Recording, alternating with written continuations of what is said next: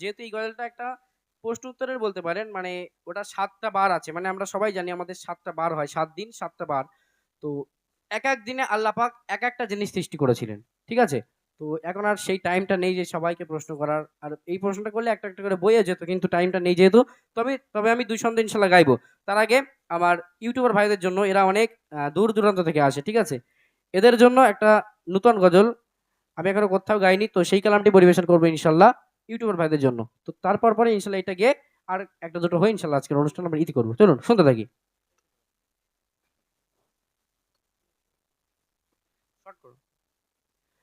নীলিময় আকাশে মেঘের বেলা,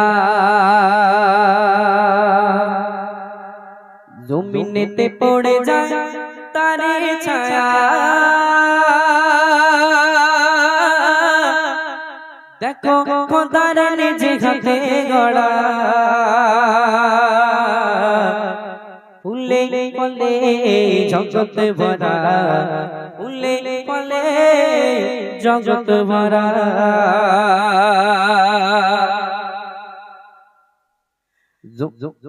নীলিময় আকাশে মেঘের ভেলা, জমিনেতে পড়ে যায় তারি ছায়া, নীলিময় আকাশে মেঘের ভেলা, জমিনেতে পড়ে যায় তারি ছায়া, হয়নি কখনো বিষণ্ণতা, দেখো খোদার নিজে হাতে গড়া, ফুলে ফলে জগৎ ভরা, সবের মালিক আল্লাহ তাআলা, সবের মালিক আল্লাহ তাআলা, সবের মালিক আল্লাহ তাআলা।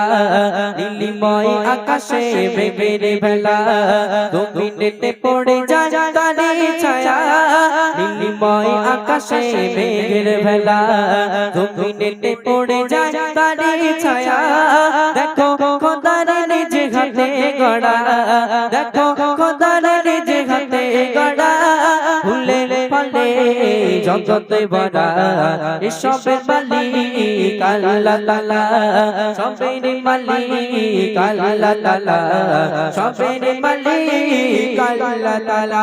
নিপুণ হাতে যার সৃষ্টি করা, সৃষ্টিতে তাহার উদারতা, নিপুণ হাতে যার সৃষ্টি করা, সৃষ্টিতে তাহার উদারতা, হয়নি কখনো বিষণ্ণতা, হয়নি কখনো বিষণ্ণতা, দেখে কত কবি লেখে কবিতা, সবের মালিক আল্লাহ তাআলা, সবের মালিক আল্লাহ তাআলা, সবের মালিক আল্লাহ তাআলা।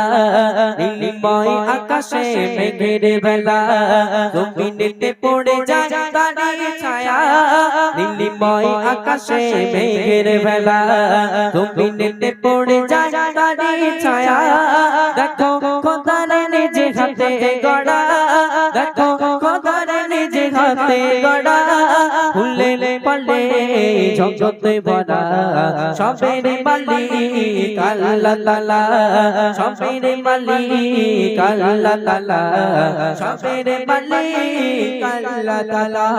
তোমারি রহমের ঝরনা ধারা, শিশির কণা দেও মুগ্ধ করা, তোমারি রহমের ঝরনা ধারা, শিশির কণা দেও মুগ্ধ করা, তুলনা মেঘের এক আকাশ গড়া, তুলনা মেঘের এক আকাশ গড়া, চন্দ্র তারাতেও আছে ভরা, চন্দ্র তারাতেও আছে ভরা, সবের মালিক আল্লাহ তাআলা, সবের মালিক আল্লাহ তাআলা।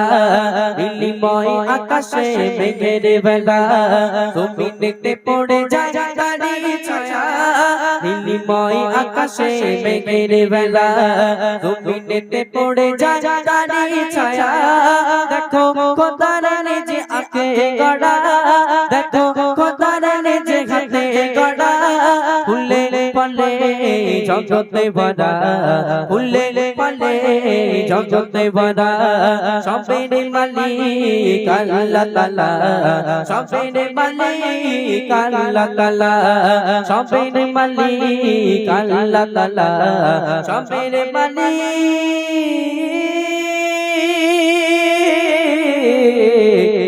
তাআলা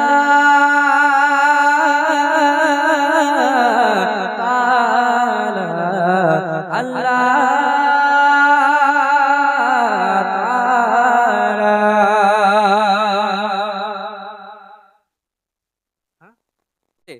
একটু মন দিয়ে শুনতে হবে। যদি মন দিয়ে শোনেন, আমি আশা রাখি এই কালামটা থেকে আপনারা কিছু শিক্ষা অর্জন করে জ্ঞান নিয়ে তারপরে বাড়িতে যাবেন। চলুন শুরু করছি সেই কালামটি। আম্মাজান খাদিজা রাদিয়াল্লাহু তাআলা আনহু এবং আমার আপনার নবী দো জাহানের বাদশা জনাবে মুহাম্মদুর রাসূলুল্লাহ সাল্লাল্লাহু আলাইহি ওয়াসাল্লাম, তানাদের মধ্যে কেমন সম্পর্ক ছিল, তানাদের মধ্যে কেমন ভালোবাসা ছিল, তারা সাংসারিক জীবনে কেমন ছিলেন, তারা সাংসারিক জীবন যাপন কেমন করে গেছেন দুনিয়ার বুকে, আর আজকে আমাদের ঘরের মা বোনেরা, আমাদের ঘরের খাদিজারা তারা কেমন ভাবে সংসার করে, সেই সম্পর্কে একটুখানি গজলটা মন দিয়ে শুনবেন, আশা করি ভালো লাগবে।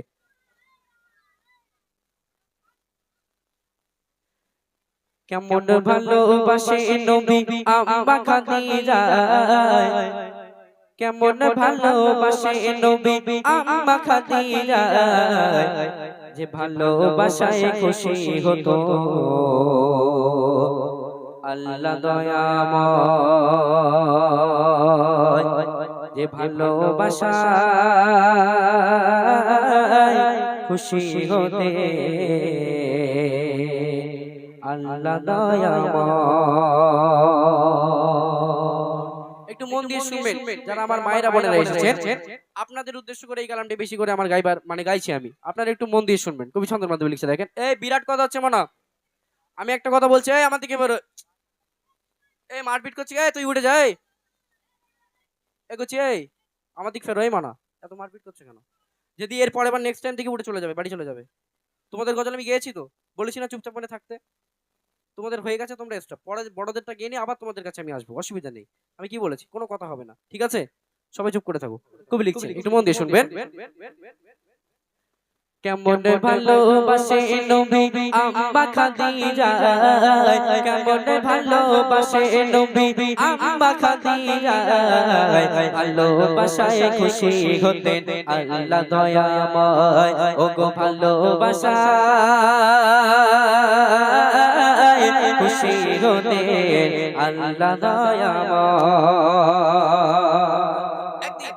আম্মাজান খাদিজা রাদিয়াল্লাহু তাআলা আনহু নবীজির কাছে এসে বলছে, ইয়া রাসূলুল্লাহ ইয়া হাবিবাল্লাহ, আপনাকে আমি খাদিজা বিবাহ করতে চাই, আপনাকে আমি খাদিজা বিবাহ করতে চাই। তখন নবীজি সাল্লাল্লাহু আলাইহি ওয়াসাল্লাম বলছে যে, হে খাদিজা, তুমি কোথায় আর আমি কোথায়, তুমি কোথায় আর আমি কোথায়, তুমি কত উচ্চ পদের বাড়ির মেয়ে আর আমি কত নিম্ন পদের ছেলে, তোমার পরিবার কত ধনী আর আমি কত নিম্ন, তুমি একটা বার দেখো তুমি কোথায় আর আমি কোথায়। তখন আম্মাজান খাদিজা বলছে, ইয়া রাসূলুল্লাহ ইয়া হাবিবাল্লাহ, রতনকে রতনই চেনে। কবি লিখছে, দেখেন, ধনী ঘরের মেয়ে হয়ে আম্মা খাদিজা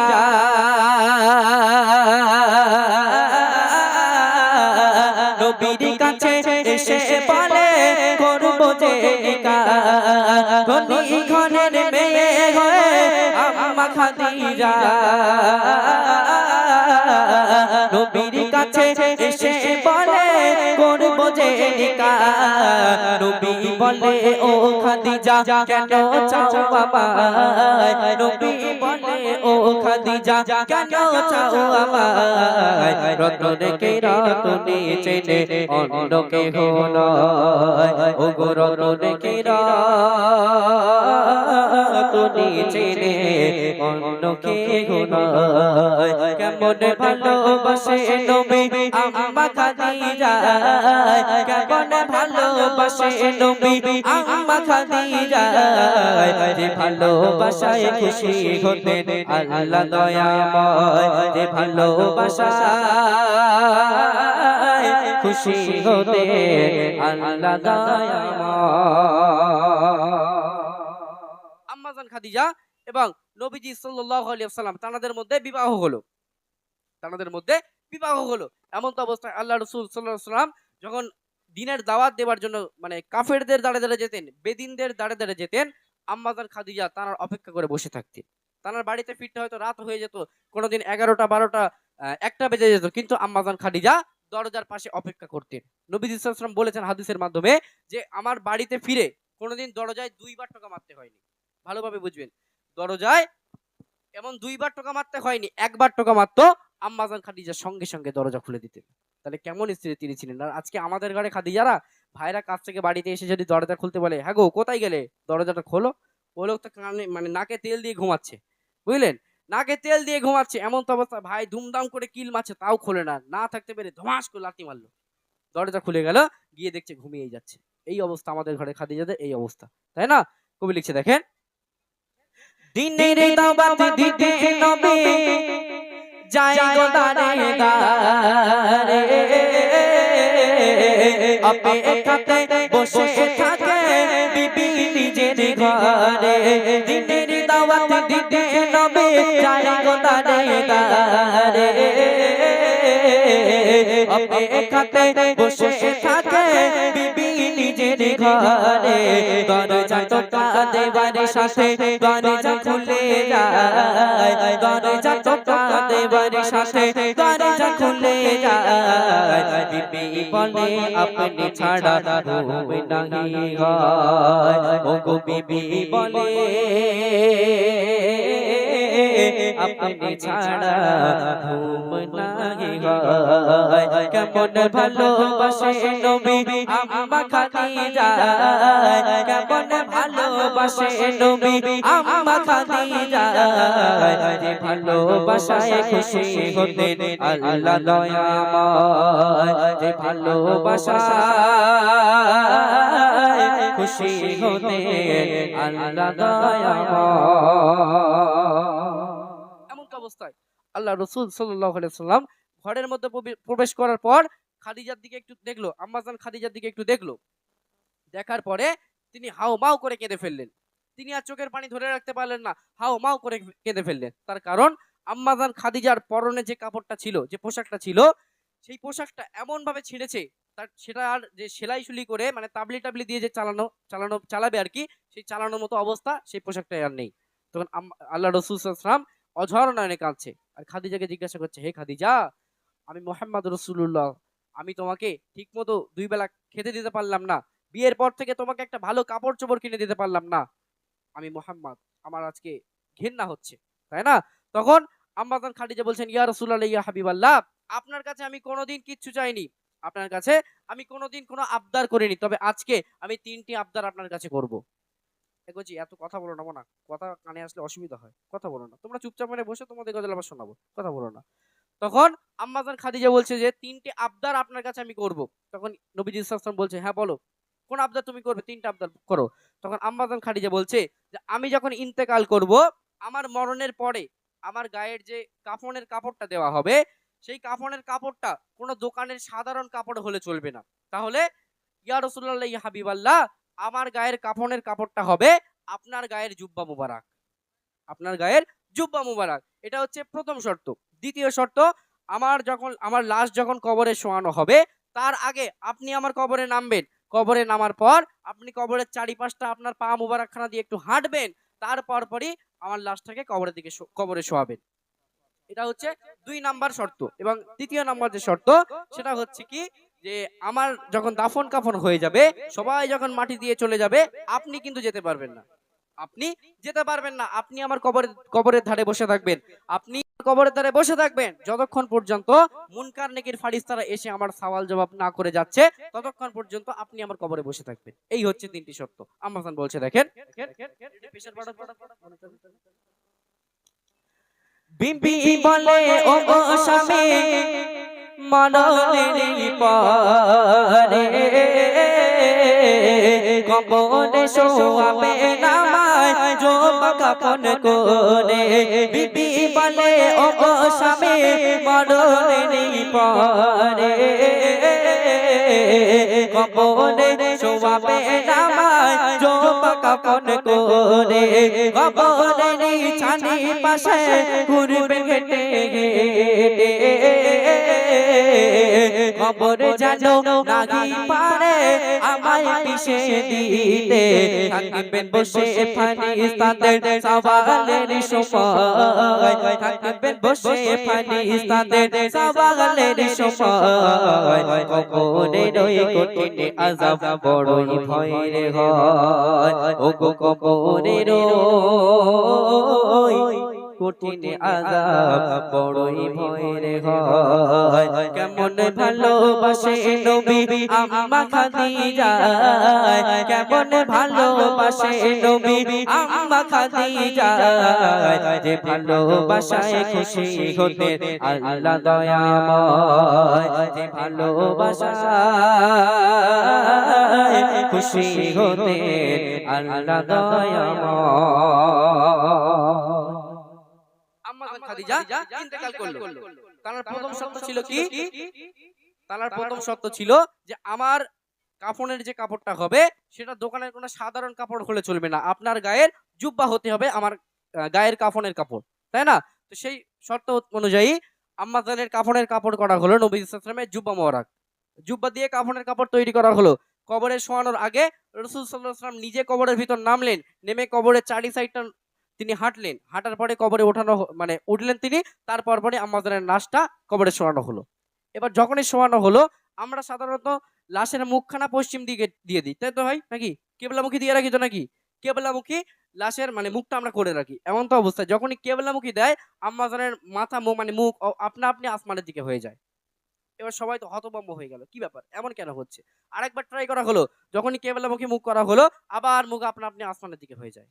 সবাই তো ভয় পেয়ে গেল, এমন কেন হয়? আরেকবার লাস্ট ট্রাই করা হলো, যখনই মুখ কেবলামুখী করা হয় আবার আসমানের দিকে হয়ে যায়। সবাই যখন হতভম্ব, চিন্তায় পেরেশানি, তখন আল্লাহ পাক গায়েবী আওয়াজ দিয়ে বলছে, ইয়া রাসূলুল্লাহ, ইয়া হাবিবাল্লাহ, এ আমার বন্ধু, এ আমার পয়গম্বর, তুমি টেনশন করো না, তুমি চিন্তা করো না, আমি আল্লাহ খাদিজাকে বড্ড ভালোবাসি, আমি আমার খাদিজাকে দেখবো বলে খাদিজার মুখখানা আসমানের দিকে করে নিচ্ছি। একবার জোরে হয় না সুবহানাল্লাহ? জোরে সোরে বলো না সুবহানাল্লাহ? তাহলে আল্লাহ পাক স্বয়ং সেই খাদিজাকে ভালোবাসেন। দুনিয়ায় একটা মাত্র মহিলা ছিল আম্মা জান খাদিজা, যাকে আল্লাহ পাক স্বয়ং সালাম দিয়েছিলেন, তাই না? তো আমরা এখানে যারা মায়েরা বোনেরা আছি, আপনাদেরকে চেষ্টা করতে হবে আম্মা জান খাদিজার মতো হওয়ার, আম্মা জান ফাতেমার মতো হওয়ার, তাই না? কবি লিখছে দেখেন, যত সময় খাদিজাকে কিবলাতে মুখ করে তত বাড়ি আসমানের দিকে যাই যে ঘুরে আল্লাহ বলে ওগো নবী চিন্তার কিছু নাই আল্লাহ বলে ওগো নবী চিন্তার কিছু নাই খাদিজাকে দেখিব বলে আমি সর্বদাই ওগো খাদিজাকে দেখিব বলে আমি সর্বদাই কেমন ভালোবাসে নবী আম্মা খাদিজা কেমন ভালোবাসে নবী আম্মা খাদিজা যে ভালোবাসায় খুশি হতে আল্লাহ দয়াময় যে ভালোবাসায় খুশি হতে আল্লাহ দয়াময়।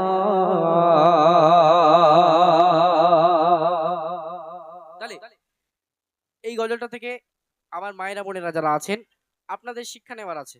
কি শিক্ষা? স্বামীর কাছে আমাদের ঘরের মায়েরা বোনেরা কি করে? রিকোয়েস্ট করে, মানে আবদার করে যে হ্যাঁ গো, আমাদের ওই বাড়ির ওই ভাবি না ৩-৪ বার দিঘাতে ঘুরে এসেছে, কতবার ইকো পার্কে গেছে, তুমি আমার একবারও কোথাও নিয়ে গেলে না, তাই না? এইরকম আবদার করে যে আমার এখানে নিয়ে যাও, ওখানে নিয়ে যাও, এইটা কিনে দাও, সেইটা কিনে দাও। কিন্তু আম্মা জান খাদিজার আবদারগুলো একটাবার ভাবেন তিনি কেমন ছিলেন, আর আজকে আমাদের ঘরের খাদিজারা কেমন। তো তাদের জীবনযাপন অনুযায়ী আজকে আমাদের জীবনযাপন করতে হবে এবং স্বামীর সেবা করতে হবে। চলুন একটা চলুন একটা গজল, নতুন গজল আমি পরিবেশন করব। একটা নতুন গজল আমি পরিবেশন করব, বাংলাদেশের কালাম, ইনশাল্লাহ সেটা পরিবেশন করছি, একদম নতুন, ঠিক আছে? তো একটু মনোযোগ দিয়ে শুনবেন এবং বোঝার চেষ্টা করবেন। বুকের মাঝে ভীষণ ব্যথা যায় না মাপা দাড়িতে কবে যাব দূর মদিনায় প্রিয় নবীর বাড়িতে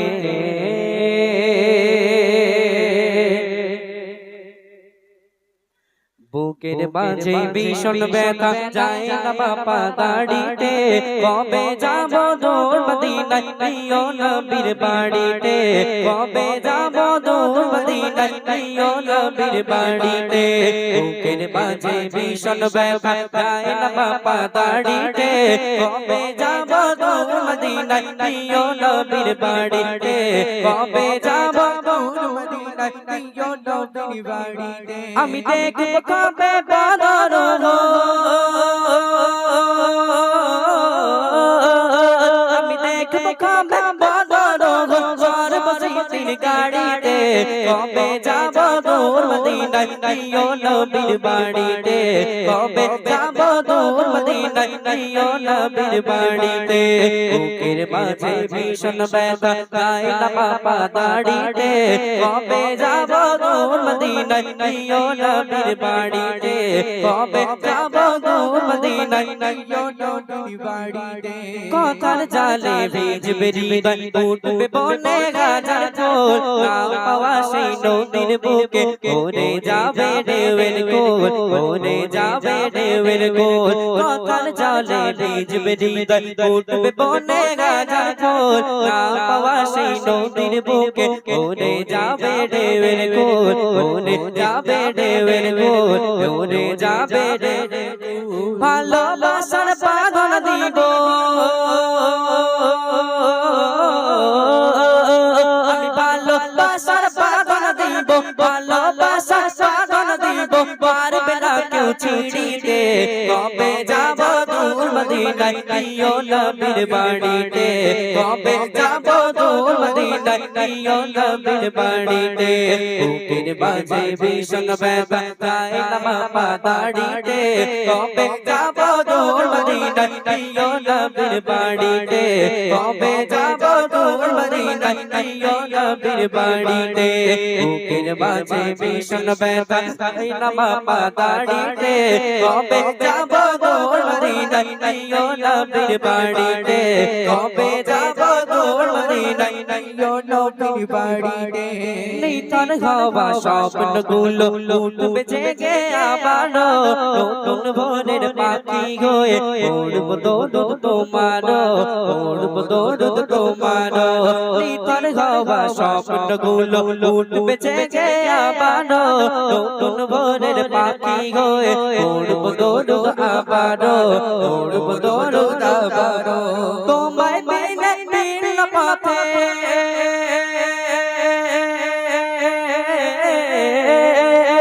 আমি তোমায় বিনে ভিন্ন পথে তোমায় বিনে ভিন্ন পথে ভালো লাগে না বাড়িতে কবে যাব দূর মদিনায় প্রিয় নবীর বাড়িতে কবে যাব দূর মদিনায় প্রিয় নবীর বাড়িতে বুকের মাঝে ভীষণ ব্যথা যায় না বাপা দাড়িতে কবে যাব দূর মদিনায় প্রিয় নবীর বাড়িতে কবে যাব দূর মদিনায় প্রিয় নবীর বাড়িতে বুকের মাঝে ভীষণ ব্যথা যায় না বাপা দাড়িতে কবে যাব দূর মদিনায় প্রিয় নবীর বাড়িতে কবে যাব দূর মদিনায় প্রিয় নবীর বাড়িতে কবে যাব দূর মদিনায়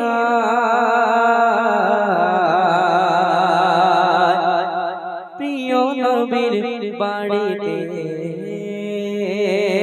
নারে তাকবীর বকিছি বলে